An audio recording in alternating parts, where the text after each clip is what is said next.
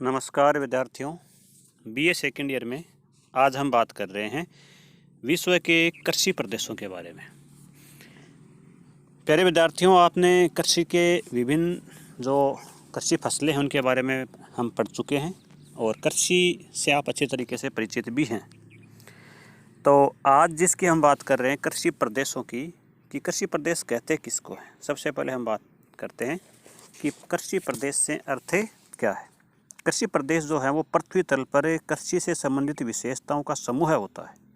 एक जैसी विशेषताएं रखने वाला जो प्रदेश होता है उसको हम एक कृषि प्रदेश कह सकते हैं, जिसमें कृषि की दशाओं तथा कृषि की कार्य पद्धति संबंधी विशेषताओं की दृष्टि से समरूपता मिलती है।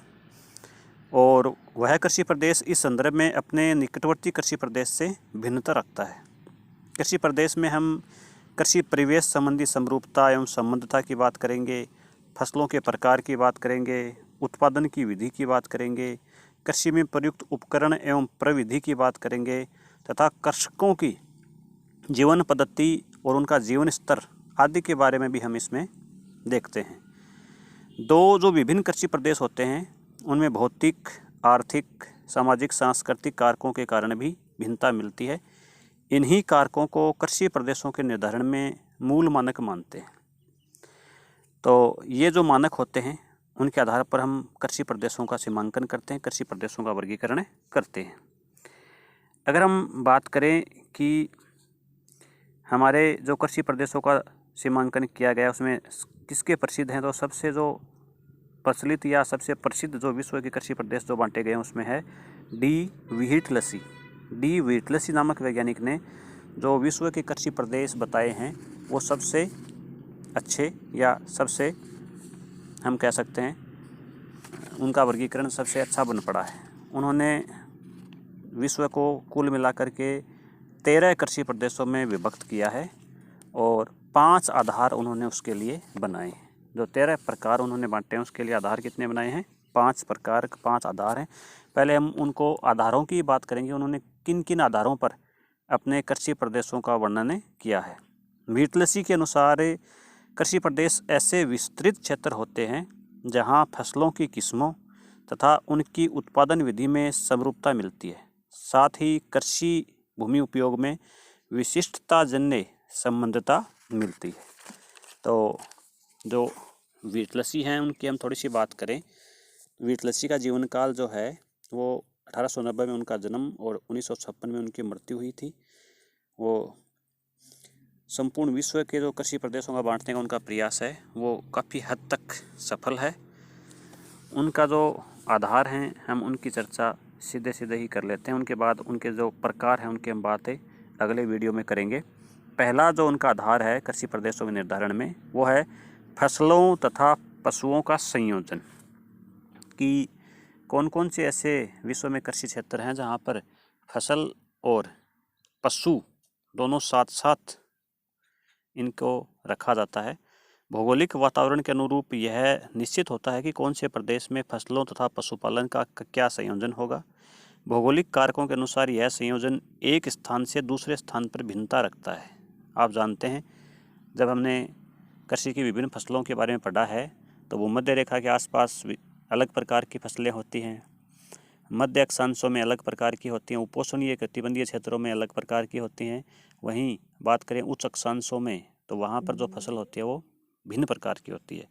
ठीक ऐसे ही इन अलग अलग क्षेत्रों में पशु भी अलग अलग प्रकार से होते हैं और उन दोनों का आपस में एक दूसरे पर किस प्रकार से वो प्रभाव डालते हैं, उसी प्रकार से कृषि प्रदेशों में भी भिन्नता आती है।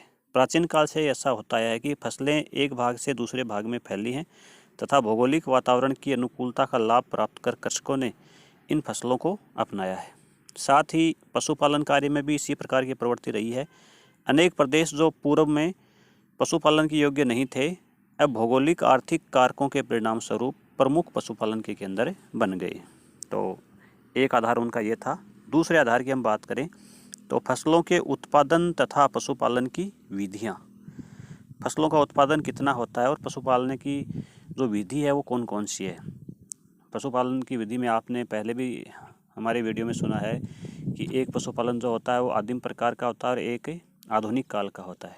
जो व्यापारिक पशुपालन जिसको हम बोलते हैं, इस आधार के बारे में विटलेसी ने भी 4 प्रकार के प्रदेश बताए। वो 4 प्रकार के प्रदेश कौन कौन से हैं? पहला, पशुपालन प्रदेश जो अति ठंडे व असमान उच्चावच के प्रदेश हैं, जो फसलों की दृष्टि से अधिक उपयुक्त नहीं है, तो वहाँ पर केवल पशुपालन का ही कार्य किया जाता है। दूसरा, ये फसल उत्पादन के प्रदेश हैं जहाँ पशुपालन नहीं होता है।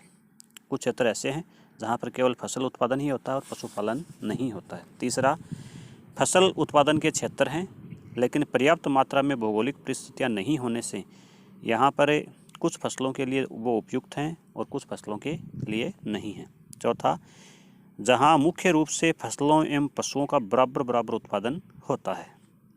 तो ऐसा उत्पादन आप हमारे आसपास के क्षेत्र में भी देखते हैं कि यहाँ पर पशुपालन और फसल दोनों को ही पर्याप्त महत्व मिलता है, क्योंकि यहाँ पर बारिश कम होती है और इतनी कम भी नहीं होती है कि आप फसल ही न कर सकें। तो इस आधार पर किन्हीं दो क्षेत्रों के पशु एवं कृषि फसलों में समरूपता मिल जाती है तो कृषि फसलों में असमानता रहती है, अतः विभिन्न स्थानों पर ही इनका निर्धारण किया गया है डी विटलेसी के अनुसार। तीसरा जो इनका आधार है वो है कृषि भूमि में श्रमिक या श्रम का कितना उपयोग होता है, पूंजी कितनी मात्रा में काम में आती है और संगठन आदि का विनियोग की मात्रा वहाँ पर कितनी काम में ली जाती है। इसको हम यूँ कहें कि विश्व के सभी भागों में कृषि कार्य में श्रम एवं पूंजी की समान मात्रा प्रयुक्त होती है तो ये गलत होगा। आप जानते हैं कि कुछ फसलें ऐसी होती हैं जिसमें पूंजी बहुत कम लगती है, वहीं कुछ फसलों में बहुत ज़्यादा पूंजी की आवश्यकता पड़ती है। आपने जो पिछले वीडियो में सुना भी है कि कुछ जो फसलें थी, जैसे हम बात करें मोटे अनाज आप हमारे आसपास देखते हैं। मोटे अनाज किनको कहते हैं? जो बहुत आसान तरीके से हो जाते हैं, जिसमें ज़्यादा पूंजी की आवश्यकता नहीं पड़ती है, जिसमें ज़्यादा आप बात करें बारिश की या बात करें अच्छी मिट्टी की या अच्छी जलवायु की, उनकी आवश्यकता नहीं होती है। तो मोटे अनाज में निश्चित रूप से पूंजी की आवश्यकता कम पड़ती है। वही हम बात करें बागानी कृषि की या व्यापारिक कृषि की, तो उनमें पूंजी की आवश्यकता ज़्यादा पड़ती है। ठीक ऐसे ही हम बात करें तो जो पश्चिमी देश हैं वहाँ पर मशीनों का उपयोग ज़्यादा होता है और मशीनों का उपयोग में पूंजी की मात्रा भी अधिक चाहिए होती है और उनसे जो उत्पादन होता है वो भी बड़े बड़े क्षेत्रों में उत्पादन होने से ज़्यादा उत्पादन होता है। एक बात और हम कहें कि यह भी सत्य है कि कम भूमि पर अधिक श्रमिकों की सहायता से उपयुक्त मात्रा में उत्पादन लिया जा सकता है, अतः सघन कृषि हेतु श्रम एवं पूंजी दोनों की पर्याप्त मात्रा आवश्यक है।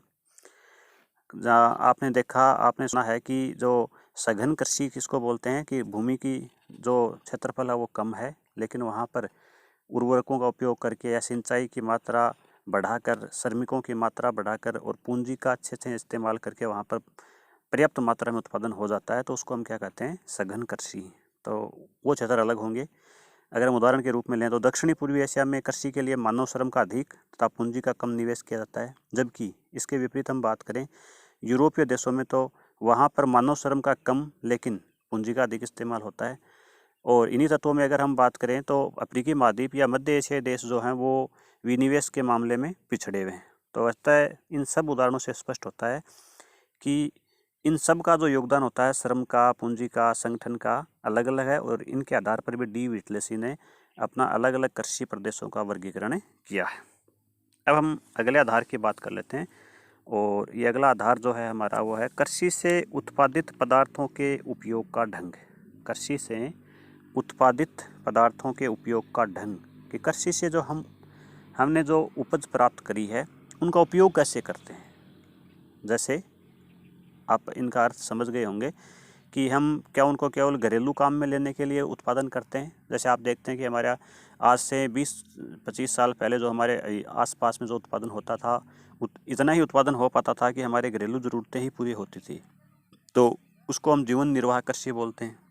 और आप इन 20-30 सालों में देखते हैं कि हमारे यहाँ पर सिंचाई के साधनों में जब वृद्धि हुई है तो हमारा उत्पादन इतना अधिक होने लगा है कि हम उत्पादित जो मात्रा है अनाज की उसको बेचते भी हैं, तो उसको हम व्यापारिक कृषि बोलते हैं। तो इसको हम कहते हैं उपयोग का ढंग कैसे है। विटलेसी ने बताया कि कृषि से उत्पादित वस्तुओं का कितनी मात्रा में उपभोग होगा तथा कितना निर्यात के लिए शेष बचेगा। इस संदर्भ में यह पाया जाता है कि विश्व में दोनों प्रकार के क्षेत्र मिलते हैं, इनमें अंतर यही है कि दोनों उत्पादन का कितना प्रतिशत बेचें। आदिम किसान उत्पादन का कुछ भाग बेचता है तो वह जीवन निर्वाहक किसान कहलाता है। इन क्षेत्रों में कहीं कहीं अगर बागानी कृषि क्षेत्र विकसित हुई हैं तो वो मुख्यतः निर्यात करने के लिए या व्यापारिक कृषि का विशिष्ट रूप है।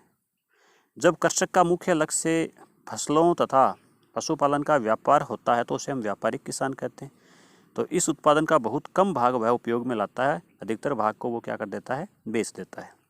अधिकतर अमेरिकी देशों में भी इस प्रकार की व्यापारिक कृषि हो रही है।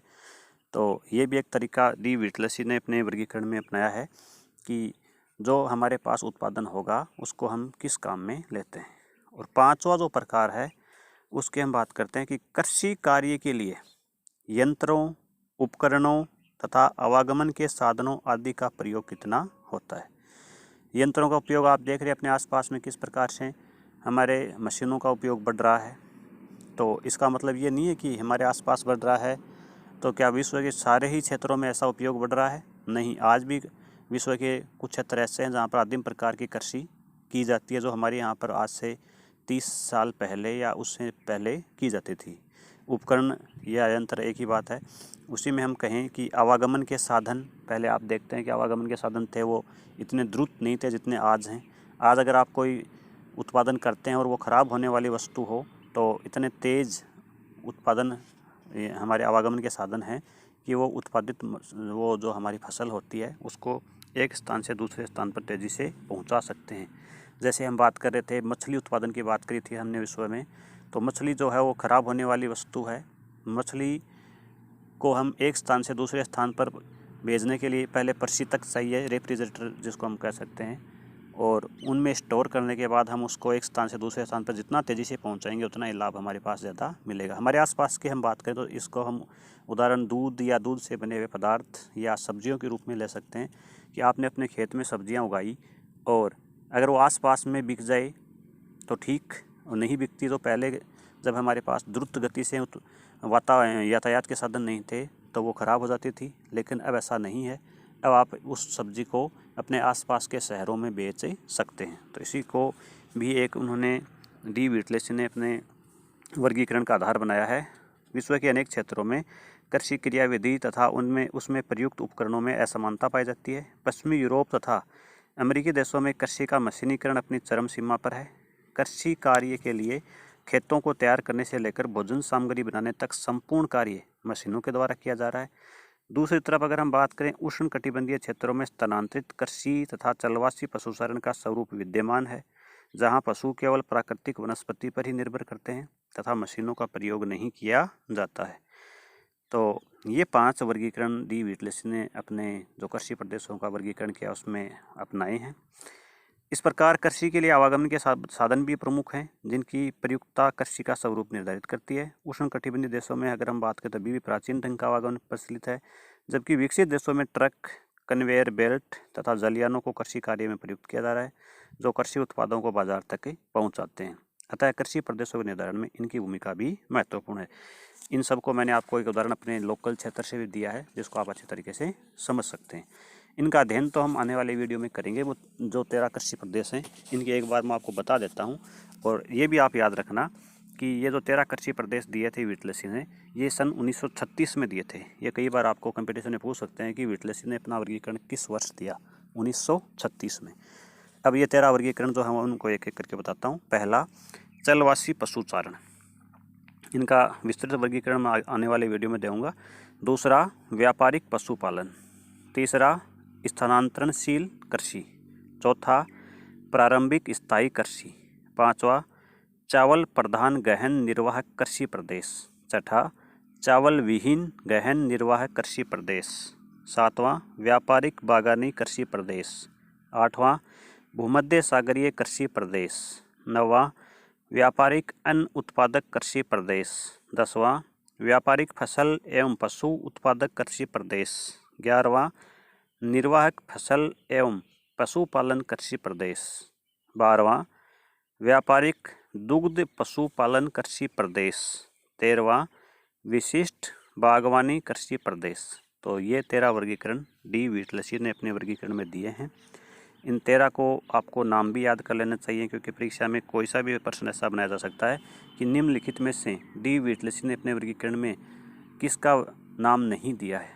अब इनका हम एक एक करके जब विस्तृत वर्णन पढ़ेंगे तो इन सब का मैं जो विशेषताएं हैं उनसे आपको परिचय करवाऊंगा कि कौन सा प्रदेश विश्व के किन क्षेत्रों में पाया जाता है और उनमें कौन सी फसल और किस प्रकार के पशु पाले जाते हैं। तो आज के लिए आपको वीडियो देखने के लिए बहुत बहुत धन्यवाद। इस वीडियो को आप अपनी नोटबुक में नोट करिए। Thank you.